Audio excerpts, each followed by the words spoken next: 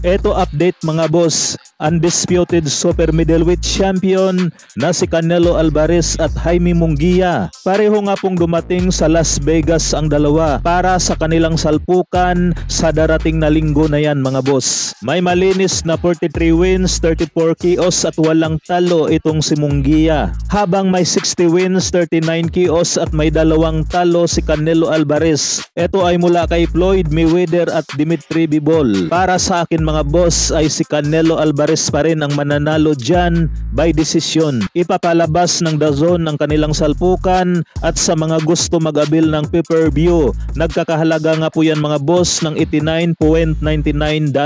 Nasa piso naman ay almost 5K nga po yan mga boss. So sa linggo na nga po ang kanilang salpukan mga boss, kaya diretso na tayo sa araw ng Lunes kung saan magsasalpukan si Luis Nery at Naoya Inoue. At nasa bansang Japan na rin ang isa sa mga co-main event na si WBO Bantamweight Champion Jason Moloney. Makakasalpukan ni Moloney ang Japanese na si OPBF Bantamweight Champion na si Yoshiki Taki. Mukhang malaki ang offer dito kay Moloney mga boss. Biroin mo, mula sa Australia si Moloney at dadayo sa bansang Japan para lang kalabanin ng isang OPBF champion.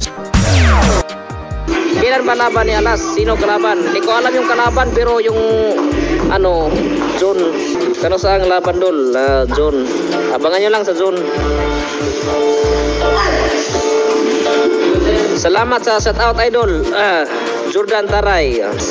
Idol, bakbaka na. Kailan laban idol? Sinong kalaban? Sa John yung kalaban pero di ko alam kung anong pangalan ng kalaban niya.